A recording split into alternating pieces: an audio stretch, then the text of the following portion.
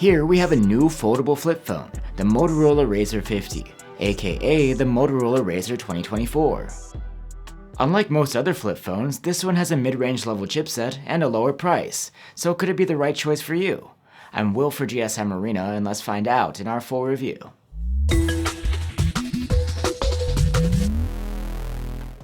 For reasons we don't really understand, Moto gives its flip phones different names depending on the market.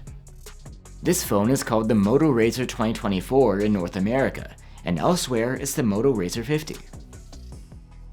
Unlike last year's Razr 40, which had a tiny cover screen, this one has a fairly large display on the outside. It's nearly edge to edge, even going around the dual camera setup, though it does stop about a centimeter short of the hinge at the top. This means the Razr 50 is closer to the Ultra model than its predecessor. It remains a more affordable alternative to the Ultra, the major difference being the far less powerful chipset. Like the Ultra model, the Moto Razr 50 is covered with vegan leather, and in the orange colorway we have here, it looks quite snazzy. Of course, half of the outside is taken up by the cover screen instead. The frame of the phone is made of glossy 6000 series aluminum. And the Razr 50 folds flat, of course, with no gap between the two halves. It has a hinge made of stainless steel, and when folded you end up with a square and quite compact device. Compared to last year, there's better waterproofing. Like the Ultra, now the vanilla model is rated at IPX8 against water submersion. Let's talk a bit more about the hinge. It allows the phone to be left open at any angle within a certain range, useful if you want to prop it open on a table, like a laptop. A camcorder mode while shooting video is also made possible thanks to the mechanism's operation. The cover screen is one of the biggest upgrades for the Razr. In place of the tiny Tigger-style unit of last year, now there's a higher-res 3.6-inch display with a 90Hz refresh rate and Gorilla Glass Victus protection. You get nearly full functionality for your quick settings, notifications, and even full apps. Not all apps work natively though, only those which are supported, which will show up on the app page. These include Gmail, Google Maps, and Google Photos. Beyond that, there are other apps which can work here as well, but only in widget form. Google Gemini is accessible right there on the cover display too, for on-the-go AI functionality. Another useful function of the cover screen is to use it as a viewfinder in order to snap selfies with the main cameras, and it is much better this year with the larger screen space. And in general, switching between the screens is relatively seamless. While the phone is open, you reveal the main display. It's a 6.9-inch foldable LTPO OLED with a 1080p resolution and a 120Hz refresh rate. It's decently flat considering its foldable nature, though you can spot a bit of a crease when you go looking for it. The display is sharp with a pixel density of 413 ppi, and there's support for HDR10+ video playback. There's no Dolby Vision support like you'd get on the Ultra model though. Also, the 120Hz refresh rate falls short of the 165Hz of the Ultra. Still, it's plenty to smooth out swiping on screen, and thanks to the LTPO tech, you can dial down to 1 Hz when idling to save energy. The cover screen, on the other hand, only goes up to 90 Hz, and it can dial down to 60 when you stop interacting with it. The inner display is quite bright as well. We only measured up to around 550 nits with the manual slider, but this can boost in auto mode up to nearly 1300 nits, which is plenty for use outdoors in the sun. We also measured up to around 1300 nits in auto mode on the cover screen. For audio, the Razr has a pair of stereo speakers with very good loudness.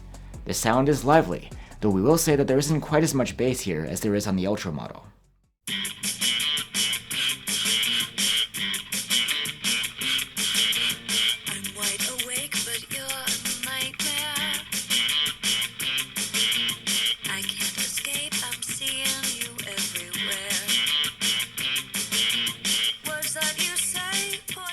For waking up and unlocking the phone, there's a side-mounted fingerprint reader built into the power button, and it's quite reliable. And the Razr 50 can come with 256 or 512 gigs of storage on board, which isn't expandable to microSD. Like on other recent Moto phones, the interface here is Motorola's new Hello UI on top of Android 14. It's similar to stock Android, but with some customizations added in. These additional features are organized within the Moto app, which has been restyled for Hello UI. Here you'll find things like customization options and gestures. There is support for advanced connectivity through Smart Connect, which allows you to connect to a PC or an external monitor. And Moto promises 3 years of OS updates and 4 years of security patches here. Like I mentioned earlier, this phone doesn't pack a flagship grade chipset like you'd find on most other flip devices. Instead, you get a mid-range level MediaTek Dimensity 7300X. As expected, benchmark scores were towards the bottom of the foldable pack, way behind the Galaxy Z Flip 6 and the Moto Razr 50 Ultra.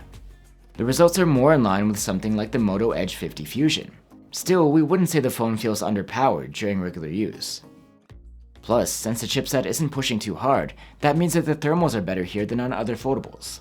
During our stress tests, there was much less throttling than what we saw in the Z Flip 6, for example. The Razr 50/Razr 2024 is powered by a 4200 mAh battery, the same capacity as last year's model. In our tests, it earned an overall active use score of 11 hours and 46 minutes, which is respectable for a flip foldable. And in the video playback and web browsing tests, this phone outclassed the competition. One notable change compared to last year is that while there's again support for 33-watt wired charging, Moto doesn't include a charger in the box this time around. With a compatible adapter, we were able to charge the phone from 0 to 59% in half an hour, and a full charge took just over an hour. There is support for 15-watt wireless charging here too. Now we have the cameras. Unlike the Ultra model, you don't have a telephoto zoom. Instead, there's an ultra-wide angle cam. So overall, on the back, there's the same 50-megapixel main cam as the Ultra, plus a 13-megapixel ultra-wide cam which has autofocus. Daylight photos from the main camera are alright. There is enough resolve detail, but we're not fans of the processing. There's excessive sharpening, as well as jagged lines and artificial-looking textures. Otherwise, the dynamic range is nicely wide, and the colors are vibrant, yet not over the top. And shots of people look relatively good, with mostly accurate skin tones in outdoor settings. There is a toggle in the viewfinder for 2x digital zoom.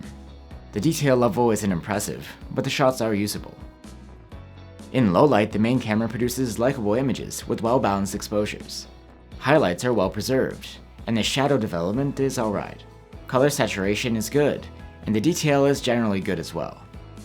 Now for the ultra-wide camera. Its photos have a decent amount of detail, but the dynamic range is limited. Also, it struggles with white balance, often producing results which are too cold or greenish. At least since it has autofocus, you can use the ultrawide to take macro close-ups with, something you wouldn't be able to do with the Galaxy Z Flip 6 for example. In low light, the ultrawide's photos come out gloomy and underexposed. Shadows are soft, though detail remains okay in areas with more light. Selfies can be taken with a dedicated camera within the inner screen. These are decent, with good-looking colors and skin tones, and alright detail. However, you'd probably prefer to take selfies using the rear cameras, with the cover screen acting as the viewfinder. These selfies from the main cam have better detail, more saturated colors, and even some natural bokeh. The Razr 50 Ultra records video at up to 4K resolution at 30 FPS with all of its cameras.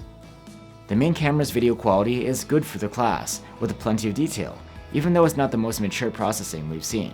The footage is also quite contrasty. The ultrawide's 4K footage is pretty soft, and the high contrast approach continues here too. In low light, the main camera's videos are quite noisy. The dynamic range is fairly limited too. Electronic video stabilization does well to smooth out pans, but there's still some shakiness left over while walking. So that was the Moto Razr 50, also known as the Moto Razr 2024. Like other top flip foldables, this year's Razr packs a large cover screen with all sorts of functionality. You also get better water resistance this year, and good battery life. The notable downsides here include the mid-range level chipset, and the lack of a charger in the box. Also, the camera quality isn't the best around. Just like the name, the pricing of this phone varies depending on the market, but if it happens to be cheaper than the competition where you live, then you might take advantage of the deal. If you're looking for alternatives, you can check out the Samsung Galaxy Z Flip 6 or the Motorola Razr 50 Ultra if you don't mind spending a bit more cash. Let us know what you think, and I'll see you on the next one.